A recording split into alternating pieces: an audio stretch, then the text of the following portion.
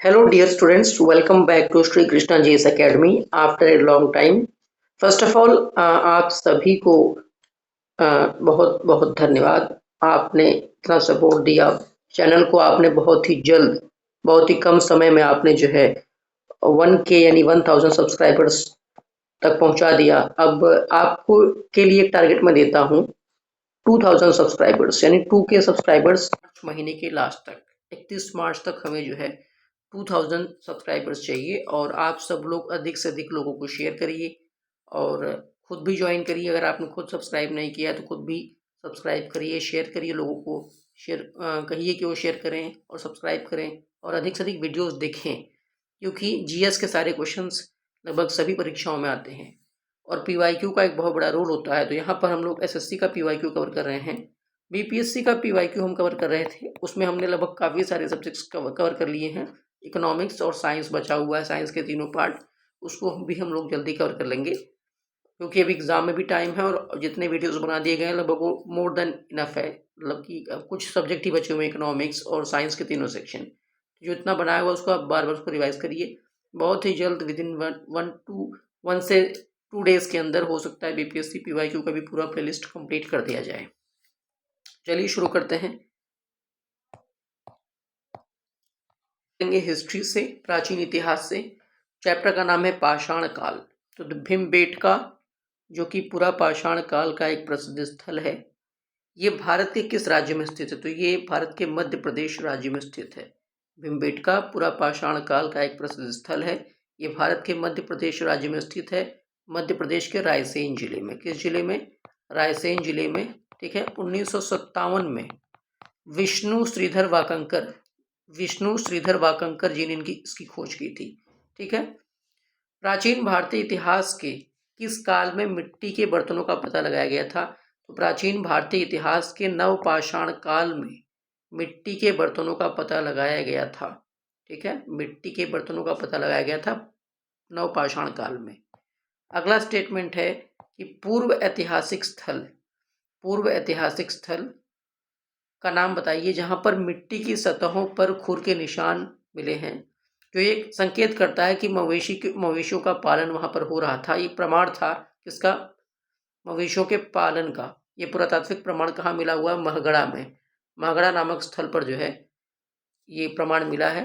खुर के निशान मिले हुए हैं जो कि इंगित करता है कि मवेशियों का पालन जो है हो रहा था। प्रारंभिक मनुष्यों द्वारा उपयोग किए जाने वाले माइक्रोलिथ ये क्या थे?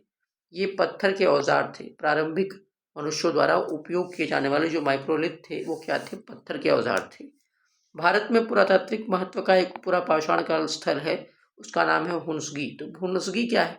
हुनासागी या हुंसगी भी इसे आप कह सकते हैं। ये एक पुरातात्विक महत्व का पूरा पाषाण स्थल है और हुंसगी वर्तमान में कहाँ है? कर्नाटक में है। सेल्ट क्या है? सेल्ट एक नवपाषाणकालीन उपकरण है। सेल्ट एक नवपाषाणकालीन उपकरण है। अगला स्टेटमेंट है कि प्रागैतिहासिक काल के पहले युग को कहा जाता है। तो प्रागैतिहासिक काल का जो पहला युग है उसे क्या कहेंगे? पूरा पाषाण काल, पूरा पाषाण कहा जाएगा। ठीक है। आगे देख लेते हैं। पुरातात्विक स्थल पर गर्त आवासों के प्रमाण कहाँ मिले? गर्त आवासों के प्रमाण जो मिले हैं वो मिले हैं बुर्जहोम में। कहाँ मिले हैं? बुर्जहोम, जो कि जम्मू कश्मीर में है। आगे देख लेते हैं मेहरगढ़ नवपाषाण काल की बस्ती। मेहरगढ़ नवपाषाण काल की जो की बस्ती है ये पाकिस्तान के किस प्रांत में स्थित है? ये है बलूचिस्तान प्रांत में। पुरातात्विक स्थल इनाम गांव कहाँ पर स्थित है? इनाम गांव महाराष्ट्र में स्थित है। ये भी एक पुरातात्विक स्थल है।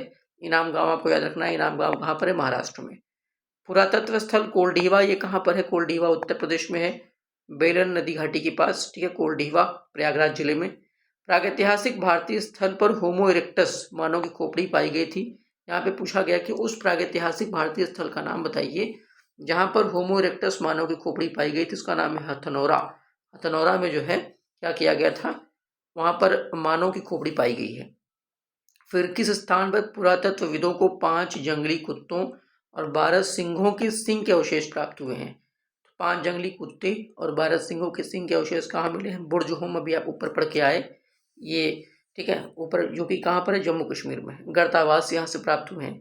जोरवे कल्चर, जो कि चालकोलिथिक का मतलब होता है ताम्रपाषाण काल। ताम्रपाषाण काल में तांबे और पाषाण दोनों का यूज हो रहा था, एक साथ उपयोग हो रहा था। तो ये क्या है, ताम्रपाषाणकालीन स्थल है, पुरातात्विक स्थल है। ये स्थल वर्तमान में कहाँ है? ये वर्तमान में महाराष्ट्र के अहमदनगर जिले में, महाराष्ट्र की राजधानी मुंबई को देश की आर्थिक राजधानी भी कहते हैं, मुंबई को 7 टापुओं का शहर भी कहते हैं। इस चीज़ को भी आपको याद रखना है, ठीक है, 7 टापुओं का शहर भी कहते हैं, ठीक है। और बुर्जहोम कहाँ पर है? जम्मू कश्मीर में है। जम्मू कश्मीर वर्तमान में एक संघ शासित क्षेत्र है। जम्मू कश्मीर की राजधानी जो है, जो ग्रीष्मकालीन राजधानी है वो क्या है? वो श्रीनगर है। और जो शीतकालीन राजधानी है वो क्या है? जम्मू है, ठीक है। जम्मू कश्मीर में पुरातात्विक महत्व का स्थल क्या है? तो बुर्जहोम जो कि जम्मू कश्मीर में है, ठीक है। आगे देख लेते हैं, अगला टॉपिक क्या है? सिंधु घाटी सभ्यता।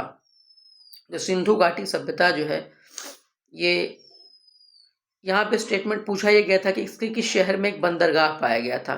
तो सिंधु घाटी सभ्यता के लोथल शहर में एक बंदरगाह पाया गया था। लोथल सर ये भोगवा नदी के किनारे है, भोगवा नदी के किनारे। कहीं कहीं किताबों में इसे मादर नदी के किनारे भी बताया गया है, ठीक है। लोथल वर्तमान में गुजरात में है, अहमदाबाद जिले में, ठीक है। आगे देख लेते हैं, 1948 में अर्नेस्ट मैके, किसने? 1948 में अर्नेस्ट मैके ने उल्लेख किया कि हड़प्पा शहर है, क्या नाम है उसका? लोथल, जहाँ पर जल निकासी व्यवस्था के लिए नाली बनाई गई थी। तो नालियों की ईंट किससे बनी थी? नालियों की ईंट पकी ईंटों, नालियों की ईंटें कैसी थी? पकी ईंटें थी, यानी कि नालियाँ किससे बनाई गई थी? पकी ईंटों से बनाई गई थी, ऐसा अर्नेस्ट मैके का कहना है, उन्होंने उल्लेख किया था, ठीक है। ये पेज नंबर 3 यानी कि पहला पेज है रैपिड फायर राउंड का, इसको आप लोग को बार बार पढ़ना है, मल्टीपल टाइम्स रिवाइज करना है। Thank you.